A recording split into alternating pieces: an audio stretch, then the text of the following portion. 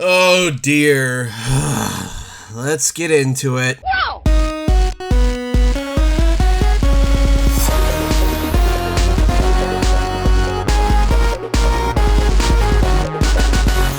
What's up guys, Canadian Guy here, and I am back with a bittersweet video that's gonna have some people cheering, some people booing, and almost everyone fighting in the comment section. It's gonna be interesting. So, as you all know, the CTR content over the past few hours has been insane. The Grand Prix intro, a full look at the new track, and now even more new characters. What could possibly go wrong?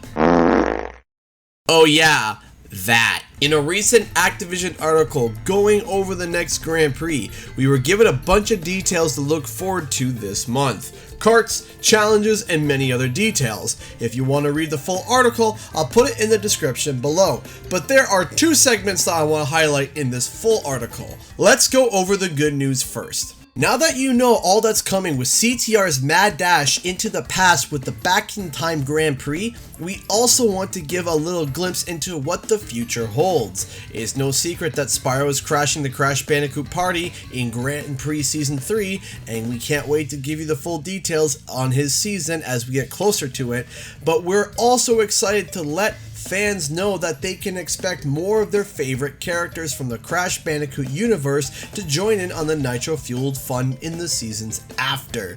Get ready for characters like Embryo, Nina Cortex, and Komodo Mo to start shredding up the racetrack soon. But first, get ready to go prehistoric on August 2nd. So first off, yay! Nina Cortex, a fan favorite, along with other legends from the Crash Bandicoot franchise, have finally been confirmed by Activision themselves. Not through a data mine, not through a rumor, not through a leak, but through the horse's mouth. If they are announcing it this early, I think this means that we'll likely be getting at least Embryo and Nina during Halloween. So the month of October, so not long of a wait. And if it's coming out in Halloween, I think we're going to be getting a Nina Cortex inspired track that will likely have a similar aesthetic to Cortex Castle, maybe more haunted and creepier. We likely will be also getting other characters like Koala Kong or Pasadena Opossum in the future. But now to the controversial news. Here is a quote from the Activision blog. As always, the pit stop will be stocked with new and returning characters and cosmetic items, which players can unlock using Wumpa coins. With all this content available, there will also now be a way for players to fast track their Wumpa coin collection if they like. Starting in early August, players will have an option to purchase Wumpa coin bundles from their game console stores to supplement the coins they earn by playing. This option won't change the game's core mechanics. Players will still earn Wumpa coins by playing the game in any mode, just as before. They will just be able to purchase additional coins if they choose. Ugh, there's so much to deconstruct here. Unfortunately, it's not as simple as some are saying it is. Some are screaming at Activision, saying they ruined the game. Some actually don't care at all, and some are actually happy. So for someone to say it's straightforward, it's not. So let's dive into this mess. Going into this, I am gonna state this. As a rule of thumb and an overall statement, I do not like microtransactions at all. If I paid money for a game, I don't want to see microtransactions. I have already made a video talking about this way earlier in the year when I saw the probability of the monetization possibilities of CTR. This is simply a rule of thumb to me as a consumer. So as soon as I heard the word microtransactions, I hit the brakes. Before I ran to make a video, I wanted to sit and think about it for an hour or so. I may not be the first person to report on it, but I wanted to make sure I got my thoughts and feelings straight. First off, people actually have asked for this to be implemented into the game. From forums to comment sections on videos, people have wanted microtransactions implemented. So if someone says no one asked for this, people actually have. So yeah, there's that. Anyway, the article's wording is strongly suggesting that it is simply an option, giving people the choice to buy more Wumpa coins to speed up getting the items in the pit stop. The items themselves are not going on sale. It's to purchase more of the in-game currency. The article also suggests that the core mechanics of the game will not be changed and stay the same. I also am going to admit that the Wumpa coin earn rate has been pretty good to me overall without microtransactions. By basically playing only about an hour a day, with the exception of 2 live streams a week, I was able to unlock every skin, every cart, and almost every single tire in the pit stop from both the Grand Prix and the original stock game. So I gotta say the Wumpa coin earn rate is pretty good overall without microtransactions.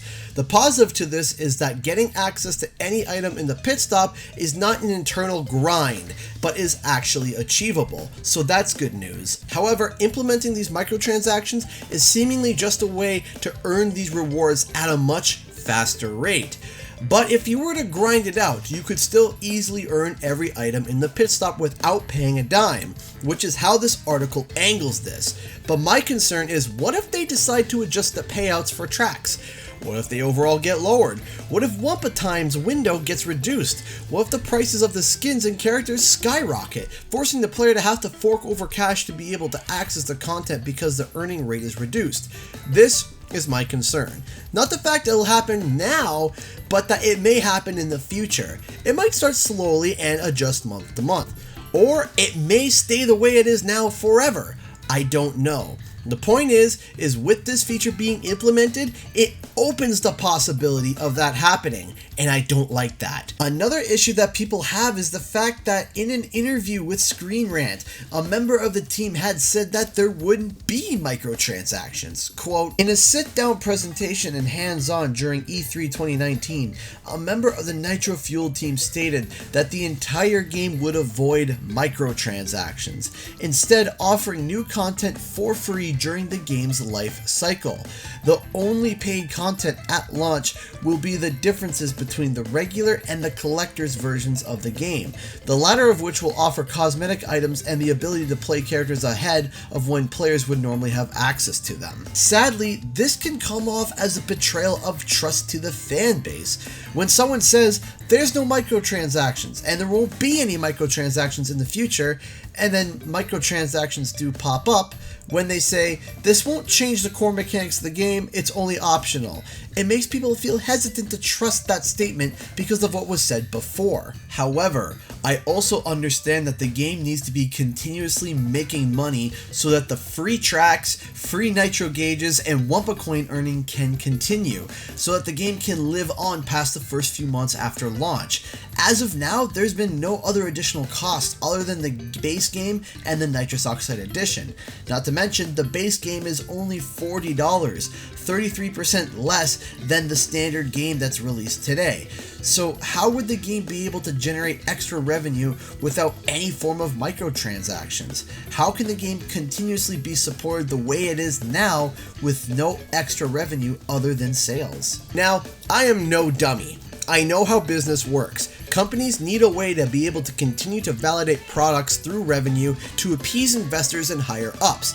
The video game market has so much competition now that everyone is trying to figure out how to make more money than their competitors. So I get why the microtransactions are being implemented. It's simply how they're going to execute it. Now, if the pit stop does not increase their overall prices, does not reduce the amount of coins that can be earned, and does not reduce the window of Wumpa time, and this truly and honestly is just a faster rate to unlock items, then I hope it stays that way, because that is the best case scenario. However, I am still not a fan. I am still standing on the stance that I hate microtransactions in games. I despise them. It leaves a bad taste in my mouth. Now, before people go down in the comment section and say how stupid I am for liking what's happening here, I'm going on record and saying that I do not like this. However, given the situation, as long as everything stays the same, it does not drive you to have to buy Wumpa coins, and it truly is just an alternative option, then I won't raise my pitchfork yet. I am, however, going to stand on guard and watch the pricing of items. If they start to rise or payouts get cut, then I will speak up. The comment section should be lots of fun. By the way, a huge shout out to my Patreons and sponsors on the channel. I appreciate your support and letting me be able to do this full time as I got a family to feed. If you want to support the channel, the Patreon is in the description below, and be sure to subscribe for more nostalgic content. And while you're at it, why not check out another video I recently made? Anyway guys, thanks so much for watching, and I'll see you guys next time.